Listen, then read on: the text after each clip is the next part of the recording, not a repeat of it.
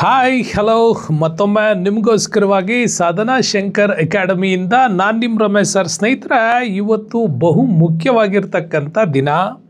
ಇಡೀ ಭಾರತದಲ್ಲೇ ಅದ್ಭುತವಾಗಿ ಆಚರಣೆ ಮಾಡ್ತಾ ಇರ್ತಕ್ಕಂಥ ಒಂದು ಇಂಪಾರ್ಟೆಂಟ್ ಡೇ ಇವತ್ತು. ಅಂಥ ಇಂಪಾರ್ಟೆಂಟ್ ಡೇಗೋಸ್ಕರ ಇವತ್ತು ನಾನು ಬಂದಿದ್ದೀನಿ.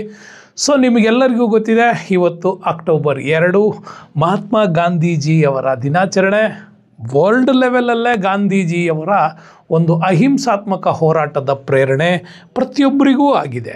ಅಹಿಂಸಾತ್ಮಕ ಹೋರಾಟದಿಂದ ಜಗತ್ತನ್ನೇ ಗೆಲ್ಲಬಹುದು. ಬರೀ ಭಾರತದ ಸ್ವಾತಂತ್ರ್ಯ ಅಷ್ಟೇ ಅಲ್ಲ, ಜಗತ್ತಿನ ಮನಸ್ಸುಗಳನ್ನು ಗೆದ್ದು ಎಲ್ಲರಿಗೂ ಪ್ರೇರಣೆಯಾದಂಥವ್ರು. ಹಾಗಾಗಿ ಮಹಾತ್ಮ ಗಾಂಧೀಜಿ ಯುವಕರಿಗೆ ಒಂದು ಶ್ರೇಷ್ಠ ಪ್ರೇರಣೆ ಅಂತಲೇ ಹೇಳ್ತೀವಿ.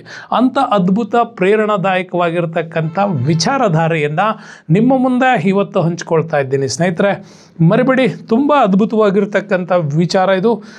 ಯಾರು ಅತ್ಯುತ್ತಮವಾಗಿ ಗಾಂಧೀಜಿಯವರನ್ನು ತಿಳಿದುಕೊಳ್ಳೋದಕ್ಕೆ ಸಾಧ್ಯನೋ ಅವರು ನಿಮ್ಮ ಕಾಂಪಿಟೇಟಿವ್ ಪರೀಕ್ಷೆಯನ್ನು ಗೆಲ್ಲೋದಕ್ಕೆ ಸಾಧ್ಯ. ಗಾಂಧೀಜಿಯವರ ಬಗ್ಗೆ ನೀವು ಬೇಕಾದಷ್ಟು ಕಡೆ ಕೇಳಿರ್ತೀರ. ಕೆಲವರು ಪರವಾಗಿ ಬರೆದವರಿದ್ದಾರೆ, ಕೆಲವರು ವಿರೋಧವಾಗಿ ಬರೆದವರಿದ್ದಾರೆ, ಇನ್ನು ಕೆಲವರು ಸಮಾನಾಂತರ ಅಂತರದಲ್ಲಿ ಬರೆದವರಿದ್ದಾರೆ. ಆ ಬರೆದವ್ರದೆಲ್ಲ ಸೈಡಿಗಿಡಿ. ಗಾಂಧೀಜಿಯ ರಿಯಾಲಿಟಿ ಪ್ಲಸ್ ನಿಮ್ಮ ಕಾಂಪಿಟೇಟಿವ್ ಎಕ್ಸಾಮ್ಸ್, ಈ ದೃಷ್ಟಿಯನ್ನಿಟ್ಕೊಂಡು ಮಾತ್ರ ಗಾಂಧೀಜಿಯವ್ರನ್ನ ನೀವು ಅಧ್ಯಯನ ಮಾಡಿದ್ದೆ ಆದರೆ ನಿಜವಾಗಲೂ ನಿಮ್ಮ ಪರೀಕ್ಷೆಗಳ ಯಶಸ್ಸು ನಿಮ್ಮ ಮುಂದೆ ಬಂದೇ ಬರುತ್ತೆ ಅಂತ ಹೇಳ್ತಾ ಬನ್ನಿ, ಇವತ್ತು ಮಹಾತ್ಮ ಗಾಂಧೀಜಿ ಹೇಗೆ ಯುವಕರಿಗೆ ಪ್ರೇರಣೆಯಾದರು ಅನ್ನೋದನ್ನು ಭಾಳ ಅದ್ಭುತವಾಗಿ ತಿಳ್ಕೊಳ್ಳೋಣ. ಯಾಕೆ ಅಂತಂದರೆ ಇವತ್ತಿನ ನಮ್ಮ ಮಾಡ್ರನ್ ವರ್ಲ್ಡ್ ಏನಿದೆ ಅಂತಂದರೆ ಬಹಳಷ್ಟು ರೀತಿಯಲ್ಲಿ ಬದಲಾಗ್ತಾ ಇರ್ತದೆ. ಪ್ರತಿದಿನದ ಅಪ್ಡೇಟ್ಸ್ ಬರ್ತಾ ಇರುತ್ತೆ. ಈ ಅಪ್ಡೇಟ್ಸಲ್ಲೂ ಕೂಡ ಗಾಂಧೀಜಿ ನೀವು ಎಷ್ಟು ಕಾಲಕ್ಕೆ ಹೋದರೂ ಕೂಡ ಅವರು ಅವತ್ತಿನ ಕಾಲಕ್ಕೆ ಹೊಂದಿಕೊಳ್ಳುವಂತಹ ವಿಚಾರಧಾರೆ ನಮ್ಮ ಮುಂದೆ ಬರುತ್ತೆ. ನೋಡಿ, ಜಗತ್ತು ಎಷ್ಟೇ ಬದಲಾವಣೆ ಆಗಲಿ, ಗಾಂಧೀಜಿಯವರ ಸತ್ಯ ಮತ್ತು ಅಹಿಂಸೆ, ಈ ಟ್ರುತ್ ಮತ್ತು ನಾನ್ ವಯಲೆನ್ಸ್ ಬಗ್ಗೆ ಗಾಂಧೀಜಿ ಇಡೀ ಪ್ರಪಂಚದಲ್ಲಿ ಮಾದರಿ ಇದ್ದಾರೆ. ನಮ್ಮ ಭಾರತಕ್ಕೆ ಭೇಟಿ ನೀಡಿರ್ತಕ್ಕಂಥ ಅಮೇರಿಕಾದ ಪ್ರೆಸಿಡೆಂಟ್ ಆಗಿರ್ಬೋದು, ಈ ಕಡೆ ಆಫ್ರಿಕಾದ ನೆಲ್ಸನ್ ಮಂಡೇಲಾ ಅಂತಿರ್ಬೋದು, ಜೂನಿಯರ್ ಮಾರ್ಟಿನ್ ಲೂಥರ್ ಕಿಂಗ್ನಂಥ ಅಮೇರಿಕಾದ ಸಾಮಾಜಿಕ ಹೋರಾಟಗಾರ ಇರ್ಬೋದು, ಇನ್ನು ಭಾರತದಲ್ಲೇ ತೆಗೆದುಕೊಂಡ್ರೆ ಬೇಕಾದಷ್ಟು ಜನ ಗಾಂಧೀಜಿಯವರ ವಿಚಾರಧಾರೆಯಿಂದ ಇವತ್ತು ಕೂಡ ಪ್ರೇರಣೆ. ಯಾಕೆಂದರೆ ಗಾಂಧೀಜಿಯವರ ಸತ್ಯ ಮತ್ತು ಅಹಿಂಸೆ ನಮ್ಮೆಲ್ಲರಿಗೂ ಒಂದು ಪ್ರೇರಣೆ. ಯಾಕೆ ಅಂತೀರಾ? ಇಂದಿನ ಯುವಕರಲ್ಲಿ ಪ್ರತಿದಿನ ಸ್ಟ್ರೆಸ್. ನಮ್ಮ ಕಡೆ ಒಂದು ಗಾದೆ ಇದೆ, ಕಾಮ್ ನಯ್ಯೆ ದಂಧಾ ನಯ್ಯೆ ಮಗರ್ ಆದ್ಮಿ ಬಿಸಿ ಅಂತ ಒಂದು ಮಾತು ಹೇಳ್ತಾರೆ. ಮಾಡೋದಕ್ಕೆ ಕೆಲಸ ಇಲ್ಲ, ಆದರೂ ಟೈಮ್ ಇಲ್ಲ, ಆದರೂ ತುಂಬ ಸ್ಟ್ರೆಸ್ಸು. ಎಲ್ಲಿಂದ ಬರ್ತದೆ ಈ ಸ್ಟ್ರೆಸ್ಸು? ಯಾಕೆಂದರೆ ನಿಮ್ಮ ಮನಸ್ಸನ್ನು ನೀವು ನಿಯಂತ್ರಣ ಮಾಡಿಕೊಳ್ಳದೇನೆ ವಿಚಾರಧಾರೆಯಲ್ಲಿ ಹರಿಬಿಡ್ತಾ ಹೋದರೆ ಬೆಳಗಿಂದ ಕುಳಿತು ಮಧ್ಯಾಹ್ನದವರೆಗೆ ರೀಲ್ಸ್ನ ಹೀಗೆ ನೀವು ತಿರುತ್ತಾ ಇದ್ದರೆ ಮೊಬೈಲಲ್ಲಿ, ನಿಮಗೆ ಇದು ಅರ್ಥ ಆಗಲ್ಲ. ದಯವಿಟ್ಟು ಹೇಳ್ತಾ ಇದ್ದೀನಿ, ಸತ್ಯ ಮತ್ತು ಅಹಿಂಸೆ ವಿಚಾರಗಳನ್ನು ತಿಳ್ಕೊಳ್ಳೋದ್ರಿಂದ ಯುವಕರಿಗೆ ಶಾಂತಿ ಮತ್ತು ಪ್ರಾಮಾಣಿಕತೆ ಜೊತೆಗೆ ಧೈರ್ಯದಿಂದ ಬದುಕುವಂಥ ಪಾಠವನ್ನು ಕಲಿಸ್ಕೊಟ್ಟವ್ರು ಗಾಂಧೀಜಿ. ಹೇಗೆ ಅಂತೀರಾ? ಒಂದು ಸಣ್ಣ ಘಟನೆ ಹೇಳ್ತೀನಿ. 1901 ಇದು ಗಾಂಧೀಜಿಯವರು ಭಾರತಕ್ಕೆ ಬರ್ತಾರೆ. ಆಗ ಕೋಲ್ಕತ್ತಾದಲ್ಲಿ ದಿನ್ಶಾ ವಾಚಾ ಅವರ ನೇತೃತ್ವದಲ್ಲಿ ಸಭೆ ನಡೀತಾ ಇತ್ತು. INCR ರಾಷ್ಟ್ರೀಯ ಸಮಾವೇಶ. ದಿನ್ಶಾ ವಾಚಾ ಅವರ ಅಧ್ಯಕ್ಷರು, ಪಕ್ಕದಲ್ಲಿ ಗೋಪಾಲ್ ಕೃಷ್ಣ ಗೋಖಲೆ ಕೂತ್ಕೊಂಡಿದ್ದಾರೆ. ಗಾಂಧೀಜಿ ಕೇಳುತ್ತಾರೆ, ನಾನೊಬ್ಬ ಯುವಕನಾಗಿ ಸಾಮಾಜಿಕ ಹೋರಾಟ ಮಾಡಬೇಕು ಅಂತ ಹೋದರೆ, ಇವತ್ತು ನಾನೊಬ್ಬ ಭಾರತದ ನಾಯಕನಾಗಿ ಕಾಣಿಸ್ಕೊಳ್ಬೇಕು ಅಂತ ಹೋದರೆ ಏನು ಮಾಡಬೇಕು ಅಂತ, ನಾನು ಇವತ್ತಿಂದ ನಾಯಕತ್ವ ವಹಿಸ್ಕೊಳ್ಬೇಕಿದ್ದೀನಿ ಅಂದಾಗ ಗೋಪಾಲ್ ಕೃಷ್ಣ ಗೋಖಲೆ ಅವರೊಂದು ಮಾತು ಹೇಳ್ತಾರಂತೆ, ಇದು ಹಾಗಲ್ಲ, ನಾಯಕತ್ವ ಹೊಂದುವುದಕ್ಕಿಂತ ಮುಂಚೆ ನಿನಗೆ ಬೇಕಾಗಿರೋದು ಸಾಮಾಜಿಕ ವಿಚಾರಗಳ ಜ್ಞಾನ.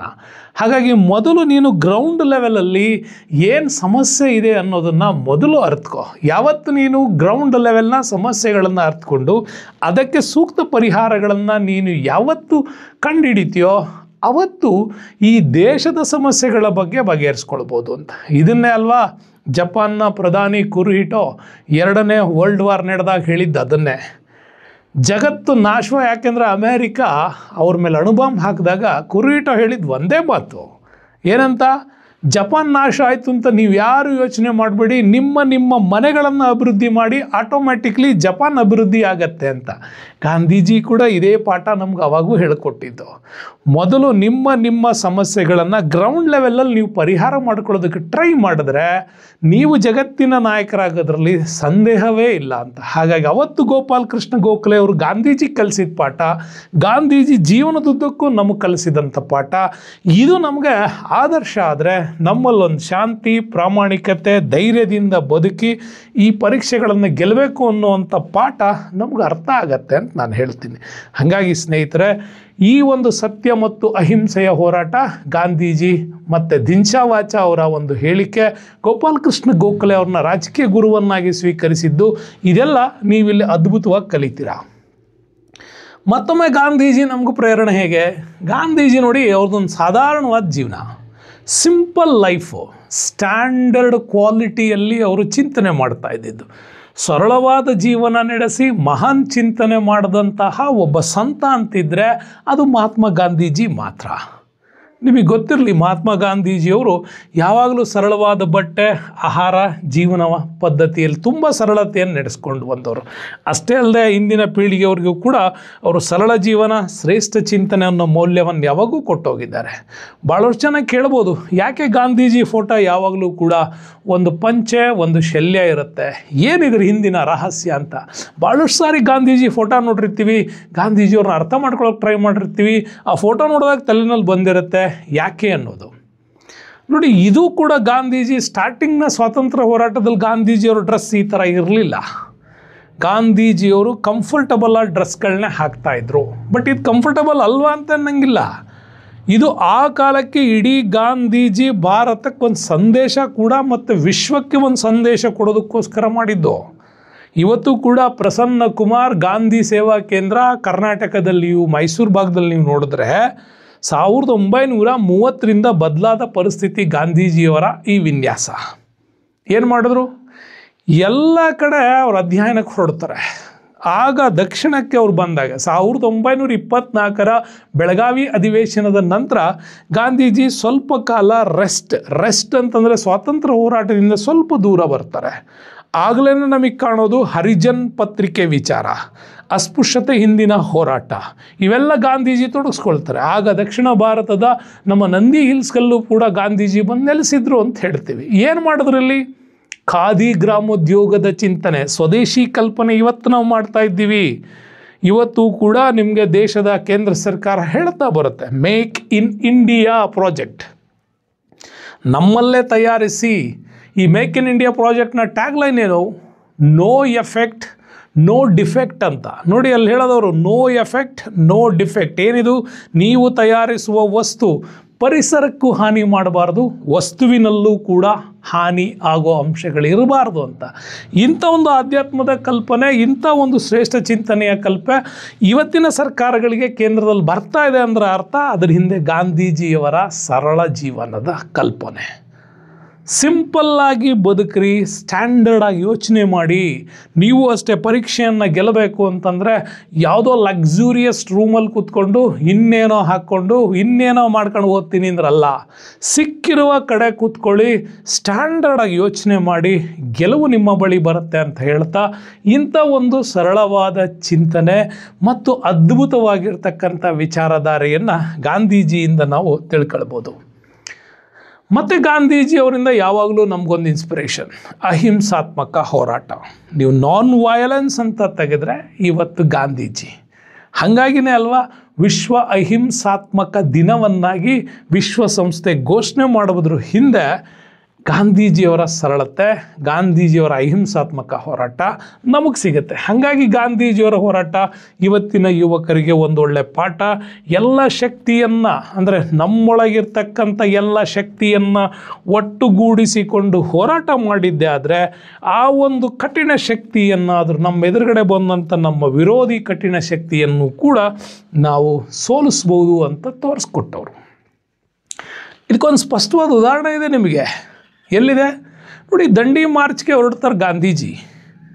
ದಂಡಿ ಮಾರ್ಚ್ಗೆ ಹೋಗೋ ಸಂದರ್ಭದಲ್ಲಿ ಒಂದು ಕಡೆ ಸಬರಮತಿ ಆಶ್ರಮದಿಂದ ತೆರಳುತ್ತಾರೆ. ತೆರಳುವಾಗ ಗಾಂಧೀಜಿ ಸಬರಮತಿ ಆಶ್ರಮದ ಎದುರುಗಡೆ ಒಂದು ತೀರ್ಮಾನ ತಗೊಳ್ತಾರೆ, ಈ ದೇಶಕ್ಕೆ ನಾನು ಇದೇ ಕೊನೆ ಹೋರಾಟ ಮಾಡೋದು, ಸ್ವಾತಂತ್ರ್ಯ ಸಿಕ್ಕೇ ಬಿಡುತ್ತೆ, ಸ್ವಾತಂತ್ರ್ಯ ಸಿಕ್ಕೇ ಈ ಸಬರಮತಿ ಆಶ್ರಮಕ್ಕೆ ನಾನು ಬರ್ತೀನಿ ಅಂತ ಘೋಷಣೆ ಮಾಡಿ ಹೊರಡ್ತಾರೆ. ಆಚಾರ್ಯ ವಿನೋಬಾ ಭಾವೆ ಅವರು ಪಕ್ಕದಲ್ಲಿದ್ದರು. ಗಾಂಧೀಜಿಗೆ ಹೇಳಿದ್ರು, ಗಾಂಧೀಜಿ ನೀವು ಈ ಥರದ ದೊಡ್ಡ ತೀರ್ಮಾನ ತಗೊಳ್ತಾ ಇರೋದು ಸ್ವಲ್ಪ ಯೋಚಿಸಿ ಅಂದರು. ಆದರೂ ಗಾಂಧೀಜಿ ಹೇಳ್ತಾರೆ, ಇಲ್ಲ ನಾನು ಸ್ವತಂತ್ರ ಇವತ್ತು ನಾನು ಪಡೆದೇ ತೀರ್ತೇನೆ, ಬನ್ನಿ ಹೋಗೋಣ ಅಂದರು. ದಂಡಿ ಮಾರ್ಚ್ ಆಯಿತು. ಗಾಂಧೀಜಿ ಅಂದ್ಕೊಂಡು ಪ್ಲ್ಯಾನ್ ಪ್ರಕಾರ ನಡೆಯುತ್ತೆ ಅಂತೆಲ್ಲ ಅಂದ್ಕೊಂಡ್ರು. ಅದು ಪ್ಲ್ಯಾನ್ ಉಪ್ಪು ತಯಾರಿಸೋದಾಯಿತು ಬಿಟ್ಟರೆ ಅವರ ನಾಗರಿಕ ಸಹಕಾರದ ಹೋರಾಟದ ಕಂಪ್ಲೀಟ್ ಹೋರಾಟ ಆಗಲಿಲ್ಲ. ಗಾಂಧೀಜಿ ದಂಡಿ ಮಾರ್ಚ್ ಮುಗಿಸ್ಕೊಂಡು ಸಬರಮತಿ ಆಶ್ರಮಕ್ಕೆ ವಾಪಸ್ಸೇ ಬರಲಿಲ್ಲ. ಮತ್ತೆಲ್ಲೋದ್ರು? ವಾರ್ಧಾ ಆಶ್ರಮಕ್ಕೆ ಹೋಗ್ತಾರೆ. ಇವತ್ತು ನಾವು ಬಜಾಜ್ ಅಂದ ತಕ್ಷಣ ಒಂದು ಬೈಕ್ ಹೆಸರು ಹೆಂಗೆ ನೆನಪಾಗುತ್ತೋ, ಅವತ್ತು ಜಮ್ನಾಲಾಲ್ ಬಜಾಜ್ ಗಾಂಧೀಜಿಯವರಿಗಾಗಿಯೇ ವಾರ್ಧಾ ಆಶ್ರಮ ಕಟ್ಕೊಟ್ರು. ಯಾಕೆ ಗಾಂಧೀಜಿ ವಾಪಸ್ ಸಬರಮತಿಗೆ ಹೋಗಲ್ಲ, ಕಟ್ಟಿದ ತೀರ್ಮಾನಕ್ಕೆ, ಅವ್ರು ಅಂದ್ಕೊಂಡ ತೀರ್ಮಾನಕ್ಕೆ ಯಾವಾಗಲೂ ಗಾಂಧೀಜಿ ಬದ್ದರು. ಅವರ ಒಂದು ಸೇವೆಯನ್ನು ಮಾಡ್ತಾ ಇದ್ದೀನಿ, ಅವರ ಈ ಹೋರಾಟಕ್ಕೆ ನನ್ನ ಬೆಂಬಲ ಬೇಕು ಅಂತ ಅವತ್ತು ಜಮ್ನಾಲಾಲ್ ಬಜಾಜ್ ಕಣ್ರಿ ವಾರ್ಧಾ ಆಶ್ರಮವನ್ನು ಕಟ್ಕೊಟ್ಟು ಗಾಂಧೀಜಿಯವ್ರನ್ನ ನೆಲೆಸೋ ಹಂಗೆ ಮಾಡಿ ದೇಶದ ಸ್ವತಂತ್ರ ಆಗೋವರೆಗೂ ಕೂಡ ಆಚಾರ್ಯ ವಿನೋಬಾ ಭಾವೆ ಅವ್ರನ್ನ ಪಕ್ಕದಲ್ಲಿ ಕೂರಿಸ್ಕೊಂಡು ಪ್ರತಿದಿನ ಭಗವದ್ಗೀತೆಯನ್ನು ಅವ್ರಿಗೆ ಅರ್ಥೈಸೋ ಕೆಲಸ ಮಾಡಿದ್ರಲ್ಲ ಆಚಾರ್ಯ ವಿನೋಬಾ ಭಾವೆ. ಇದು ನೀವು ಚೆನ್ನಾಗಿ ತಿಳ್ಕೋಬೇಕು, ಗಾಂಧೀಜಿಯವ್ರಿಗೆ ಆ ಇನ್ಸ್ಪಿರೇಷನ್ಸ್ ಹೆಂಗೆ ಬಂತು ಅಂತ. ಆ ಇನ್ಸ್ಪಿರೇಷನ್ಸ್ನ ಹಿಂದಿರೋದು ಭಗವದ್ಗೀತೆಯ ವಿಚಾರ. ಹಾಗಾಗಿ ಅವತ್ತು ಗಾಂಧೀಜಿ ಈ ನಮ್ಮ ಈ ದಂಡಿ ಮಾರ್ಚ್ ಫೇಲ್ಯೂರ್ ಆದಮೇಲೆ ಅವ್ರಿಗೆ ಅನಿಸುತ್ತೆ, ಯಾಕಿದು ಫೇಲ್ಯೂರ್ ಆಯಿತು, ನನ್ನಲ್ಲಿರುವ ಅಂತಹ ಕೊರತೆ ಏನು ಅಂತ ಗಾಂಧೀಜಿ ಮತ್ತೊಮ್ಮೆ ಅದನ್ನು ಪುನರ್ಮನನ ಮಾಡಿಕೊಂಡ್ರು. ಅದಕ್ಕೆ ನಾನು ನಿಮಗೆ ಹೇಳೋದು, ತನ್ನೆಲ್ಲ ಶಕ್ತಿಯನ್ನು ಒಗ್ಗೂಡಿಸಿಕೊಂಡು ಹೋರಾಟ ಮಾಡಿದ್ದೇ ಆದರೆ ಸಕ್ಸಸ್ ಅನ್ನೋದು ಬಂದೇ ಬರುತ್ತೆ ಅನ್ನೋದು ಗಾಂಧೀಜಿಯವರ ವಿಚಾರಧಾರೆ ದಂಡಿ ಮಾರ್ಚ್ನ ನಂತರ ನಮಗೆ ಅರ್ಥ ಆಗತ್ತೆ. ಅಷ್ಟೇ ಅಲ್ಲ ಕಣ್ರಿ, ಗಾಂಧೀಜಿ ಇಂಪಾರ್ಟೆಂಟ್ ದೇಶಪ್ರೇಮ ಮತ್ತು ತ್ಯಾಗ.